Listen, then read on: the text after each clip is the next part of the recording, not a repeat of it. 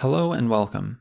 In this video, I'll be presenting my perspective on the nature and development of Tulpa Vocality, which I define as the ability of a tulpa to communicate with their host using an inner voice.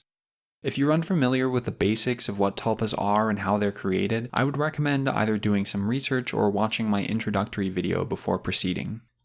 It's extremely common for new tulpa creators to experience some degree of confusion, frustration, or doubt while trying to help their tulpas become vocal. My primary goal in this video is to introduce a way of conceptualizing Tulpa Vocality, which I hope might provide a bit of relief for those who are struggling. As usual, I should note that there is a diversity of perspectives within the Tulpa creation community on this topic.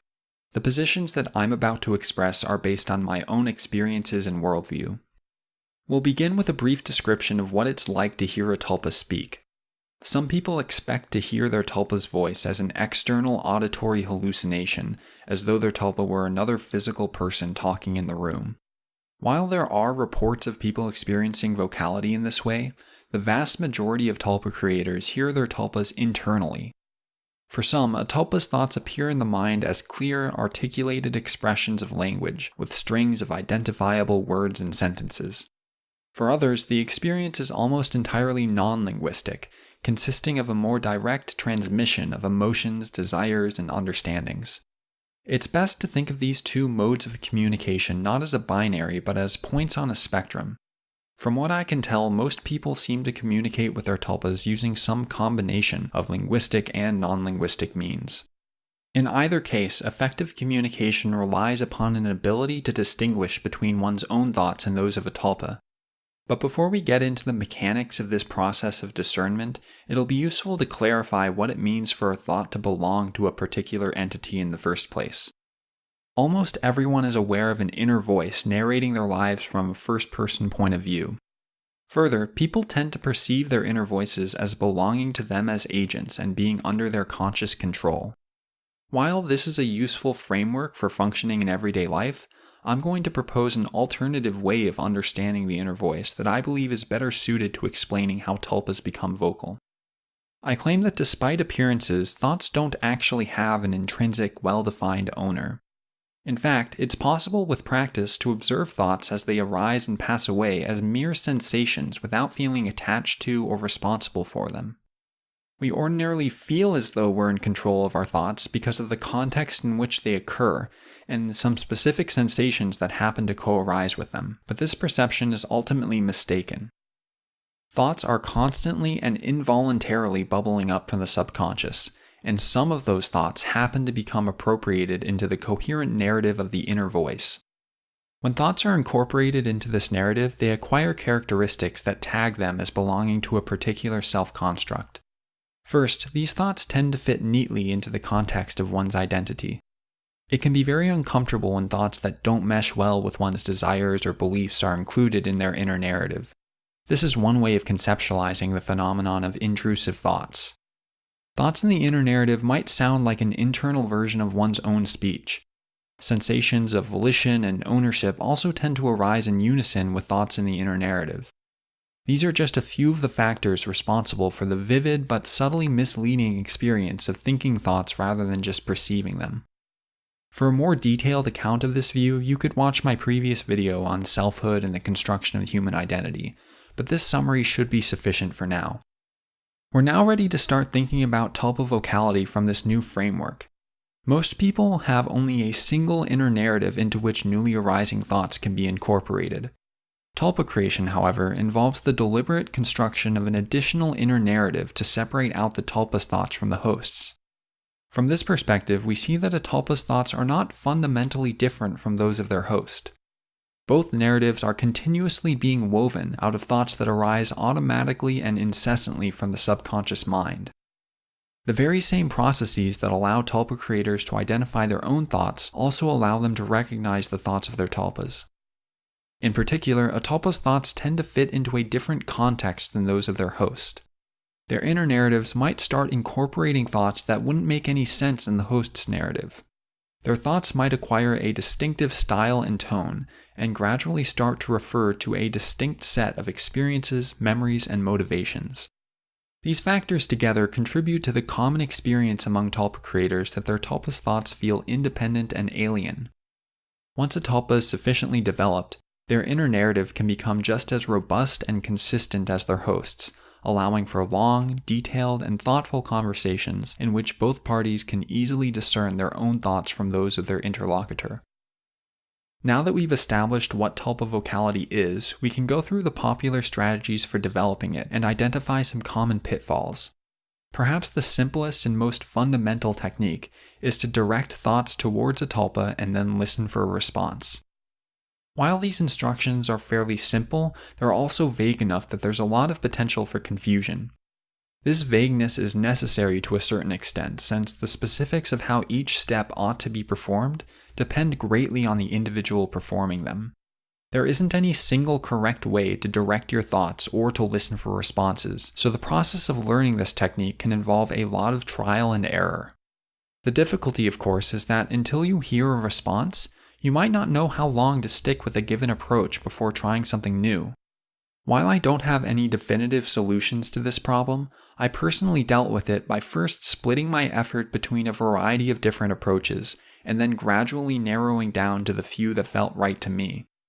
In general, I think it can be useful to let go of any preconceived notions you might have about what techniques will or won't work. When I started out, I would always listen for responses by trying to clear my mind. Eventually, I figured out that for me this was actually counterproductive since I was unintentionally blocking out my Tulpa's thoughts. If this were the only listening method I'd tried, I would probably have continued practicing for months without any progress. But once I started focusing more on visualization and mindfulness, it only took about a week or so for me to start noticing responses. If a technique doesn't feel like it's a good fit for you, don't hesitate to modify it or try something different altogether. At this stage of development, it's extremely common to have doubts about whether or not something you hear or feel is really your Tulpa. Early responses might be extremely faint and difficult to focus on, or they might not seem that different from your own thoughts and feelings. Even though these states of confusion and skepticism can be frustrating, I think that they're often a sign of progress. Distinguishing between your own thoughts and those of your Tulpa is a skill which takes time to train. Just because you have some difficulty at first doesn't mean that you're doing anything wrong. I've seen some people argue that the process of creating a Tulpa requires faith, and that any hint of doubt will hinder progress. I strongly disagree with this view. After all, it's possible for someone to create a Tulpa completely by accident. This suggests that it isn't necessary to hold any particular set of beliefs in order for Tulpa creation techniques to work. In my opinion, a person's general attitude towards the practice is much more important than their beliefs.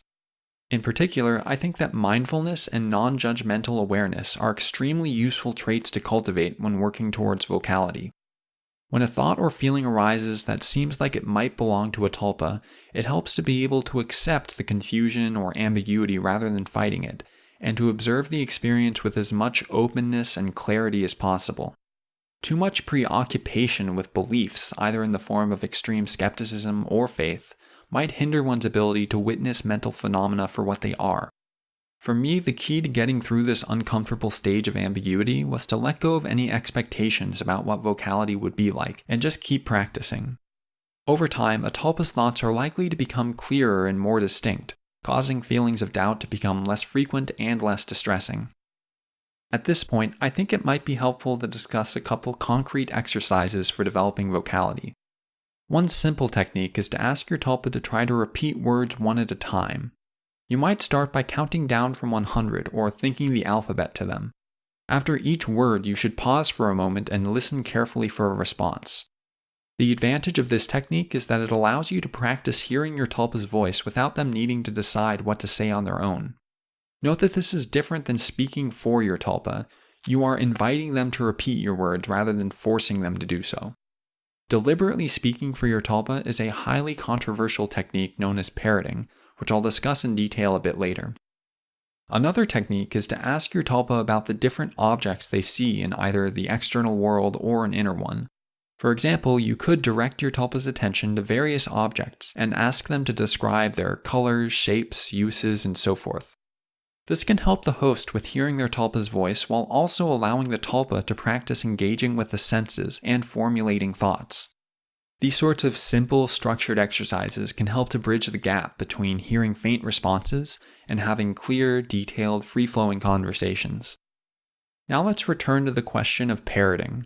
In my opinion, a lot of the confusion surrounding this topic stems from people using the word parroting to describe several subtly different phenomena. In the most limited sense, parroting refers to the act of consciously and deliberately forcing your tulpa to speak. This is generally agreed to be unhelpful for a number of reasons. To start, developing vocality typically involves letting go of some control over the mind voice and allowing a tulpa's thoughts to arise. The act of forcing particular thoughts or phrases to appear is completely antithetical to this goal. Further, many tulpas report that this kind of parroting can be annoying and potentially even harmful since it can undermine feelings of control, independence, and self-determination. While valid, these sorts of warnings can often cause hosts to worry that they might be engaging in parroting unintentionally. I believe that in most cases, what people think of as subconscious parroting is actually something different altogether. Thinking back to our description of how thoughts arise and become labeled as belonging to a particular self-construct, it's extremely common for new tulpa creators to accidentally appropriate and feel partially responsible for their tulpa's thoughts. I think that an important component of developing vocality is learning to stop automatically assuming that you are the author of every thought that arises. But when a tulpa creator becomes aware of these sorts of subtle appropriations, they might mistakenly believe that they've been unknowingly parroting responses from the start. In my opinion, as long as you haven't been deliberately speaking for your tulpa, then you probably don't have anything to worry about. The best you can do is to keep practicing and to listen carefully for the differences between your own thoughts and those of your tulpa. Another practice which could potentially be considered a form of parroting is to suggest thoughts for your tulpa and then allow them to express whether or not those thoughts are actually something they would say. This might be helpful for tulpas who struggle to formulate their feelings into words by themselves, and I suspect that it has a lot less potential for harm than the classic variety of parroting. It's more like assisting a tulpa with expressing themselves via trial and error, rather than forcing them to say one thing in particular. In closing, I should note that there is a tremendous amount of variability in how long it takes for tulpas to develop vocality, and it isn't clear how much of this variability is explained by differences in approach, consistency, and effort. Some people report hearing their tulpas within days or weeks, while others don't notice progress for months or even years. In the absence of any actual research on the efficacy of various techniques, it's extremely difficult to say with any degree of confidence which approaches will be the most effective for different people. Nonetheless, I hope that this video has cleared up some common misconceptions and provided an interesting framework with which to understand vocality, both for those who are creating tulpas as well as those who are just interested in the phenomenon. Thanks for watching.